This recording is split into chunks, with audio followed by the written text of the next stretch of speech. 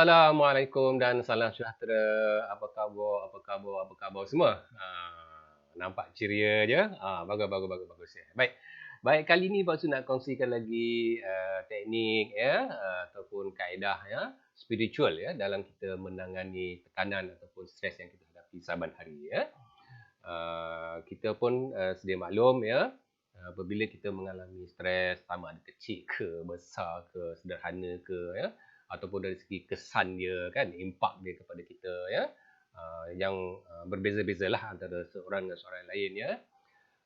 Lazimnya kita akan menjadi lemah ya, lemah dari segi semangat, lemah dari segi pemikiran, lemah dari segi perasaan, lemah dari segi kerohanian kita, hati kita, segala-galanya menjadi lemah. Dan saat itu kita memerlukan orang ya. Kita memerlukan orang, kita memerlukan kawan, teman ya. Kita kalau dalam konteks profesional mungkin kita perlukan ahli psikologi, kaunselor dan sebagainya ya. Kita perlukan ustaz-ustazah ya untuk kita dapatkan sokongan ya, untuk kita dapatkan jalan keluar daripada masalah-masalah yang kita hadapi dalam kehidupan ya. Dan oleh kerana kita sangat-sangat memerlukan pertolongan ni ya, kita faham ya, kadang-kadang kita tidak dapat fikir ya, jalan keluar ya terhadap masalah yang kita hadapi, cabaran kita hadapi, tak nampak ya. Kadang-kadang dah bincang dengan kawan pun kita tak pun nak nampak sangat ya.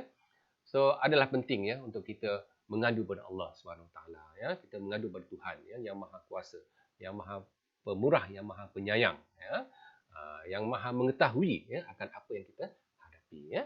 Kerana apa saja yang kita hadapi itu merupakan ujian daripada Allah dan kepadanya kita kembalikan ya, untuk Allah Taala bantu kita, tolong kita ya, beri kita hidayah, beri kita petunjuk supaya kita dapat jumpa jalan keluar ya. Baik, kalau kita perhatikan dalam Quran ya, nak tunjuk kongsi kat sini ya, dalam surah Al-Baqarah ya, ayat 153 ya. Allah Subhanahu Wa Taala berfirman, A'udzubillahi minasyaitonirrajim, ya ayyuhallazina amanu ya. Ya ayyuhallazina amanu ista'inu bis-sabri was-salah, innallaha ma'as sabirin ya. Ya ayyuhallazina amanu ya, wahai orang-orang yang beriman ya. Ista'inu ya. Mintalah pertolongan ya, mintalah pertolongan ya. Ista'inu, mintalah pertolongan bis-sabri ya, dengan jalan sabar ya. Was-salati, dan juga dengan jalan solat ya. Innallaha ma'as sabirin, sesungguhnya Allah ma'a, bersama atau berserta as-sabirina, orang-orang yang sabar ya. Jadi dalam ayat ini Allah Taala memerintahkan kita untuk kita mendapatkan pertolongan. Pertolongan siapa? Pertolongan dari Allah SWT ya. Pertolongan Allah SWT ya. Macam mana caranya? Allah Taala tunjukkan, satu bisabr, satu wassalah ya, dengan jalan sabar, dan yang kedua dengan jalan solat ya. Yang Pak Su nak concern kat sini lah jalan solat ya, yang kita nak kaitkan dengan terapi solat ya, dalam kita menguruskan stres ya. Baik, dalam sebuah hadis yang diriwayatkan oleh Imam Ahmad ya, Pak Su bacakan dia punya apa nama mafhumnya ataupun terjemahannya kat sini. Dari Abi Darda radhiyallahu an ya, berkata, wahai sekalian manusia, sesungguhnya aku pernah mendengar Rasulullah sallallahu alaihi wasallam bersabda ya, barang siapa yang berwuduk ya, wuduk ambil air sembahyang ya, berwuduk, lalu dia sempurnakan wuduknya, maknanya dia buat wuduk itu dengan penuh kesempurnaan ya, kemudian melakukan solat 2 rakaat dengan sempurna. Solat ini solat sunat lah ya, 2 rakaat dengan sempurna. Nescaya Allah akan menunaikan segala hajatnya, apa saja yang diminta, cepat ataupun lambat ya. Nescaya Allah akan menunaikan segala hajatnya ya, sama ada apa saja yang diminta, sama ada cepat ataupun lambat ya. So apabila kita menghadapi tekanan, kita menghadapi stres, kita menghadapi kebimbangan, kita murung, kita menghadapi masalah besar, cabaran besar, macam-macam menimpa kita ni ya, satu bentuk terapi yang kita boleh amalkan secara spiritual adalah kita buat solat ya. Kita biasa dengar ustaz-ustazah anjurkan kita buat solat hajat. Mak ayah selalu kata, nak buatlah solat hajat ya. Kita buatlah solat hajat ya. Pak Su percaya ustaz-ustazah dah banyak ajar kita kaifiat, cara-cara macam mana nak solat hajat tu. Jadi Pak Su tak nak terangkan ya. Pak Su cuma nak terangkan bagaimana terapi solat ni boleh membantu kita ya. Kita buatlah solat hajat ya. Carilah masa ya, malam ke ya, lepas maghrib ke, lepas isya ke, atau kita bangun malam ke ya. Kita solat dengan penuh khusyuk ya. Baca dengan penuh tartil ayat-ayat yang kita baca, fahami dan kita penunsuk dan kita doa ya. Ikut yang dianjurkan oleh ulama, ustaz-ustazah ya. Macam mana nak buat solat tu, ikut cara itu ya. Kita solat, kita mintalah. Ya. Kita minta sama dalam ketika kita sujud ya. Ketika sujud kita boleh berdoa ya. Cuma jangan doa cakap Melayu lah ya.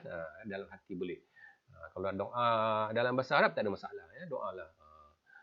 Jadi kita mohon pada Allah Taala ya supaya Allah Taala campakkan kita sakinah ya, ketenangan ya. Tunjukkan kita jalan penyelesaian ya. Bantu kita permudahkan apa yang kita sedang hadapi sekarang ya. Dan jadikan kita orang-orang yang kuatkan iman kita, kuatkan ketakwaan kita, kuatkan kesabaran kita ya. Kita mohonlah pada Allah melalui solat ya. Sebab Allah Taala sebut tadi kan ya, ista'inu bis-sabri was-salat ya, dan dapatkanlah pertolongan dengan jalan sabar dan solat ya. Okey. Baik, kalau kita perhatikan dalam konteks saintifik ya, dalam konteks saintifik, secara saintifik ya, ni Profesor Insinyur Dr. Fatimah Ibrahim, Profesor Wan dan juga Dr. Eng Siu Chok ni daripada Universiti Melayu pernah buat kajian ya. Secara saintifik, ni bukannya kajian sosial, ni kajian saintifik menggunakan alat-alat saintifik ya. Mereka buat kajian mengkaji pergerakan-pergerakan dalam solat ya. Dan mereka dapat merumuskan kalangan kajian itu antaranya ya, ibadat solat menghasilkan keadaan tenang pada otak manusia. Ya. Keadaan tenang ini dicapai secara maksimum sejurus sebelum seseorang itu bergerak melakukan sujud. Ya. Kajian juga mendapati solat amat baik untuk mengekalkan tahap kestabilan mental, emosi serta daya tumpuan dan daya ingatan. Ini rumusan daripada kajian penyelidik daripada Universiti Melayu tadi. Ini kajian saintifik ya. Dan banyak juga kajian-kajian lain yang tak dapat Pak Su nak muatkan ya. Misalnya di Indonesia ada beberapa profesor juga telah buat kajian saintifik ya tentang solat tahajud ya, dan memberi kesan yang sama ya. Maknanya menghasilkan ketenangan ya. Yang dalam hadis Nabi sebelum ni kita pernah baca as-sakinah, ketenangan ya. Ketenangan betul. Jadi solat itu merupakan satu terapi. Terapi yang boleh membawa kepada ketenangan dalam diri kita, ketenangan hati kita. Ya. Ini yang kita nak kan. Jadi tuan-tuan dan puan, saudara-saudari yang saya muliakan ya, solat ni ya satu yang sangat dekat dengan kita ya. Dulu masa Pak Su bertugas ya, banyaklah ramai klien-klien Pak Su ya. Bila kita dah buat sesi kaunseling apa semua tadi ya.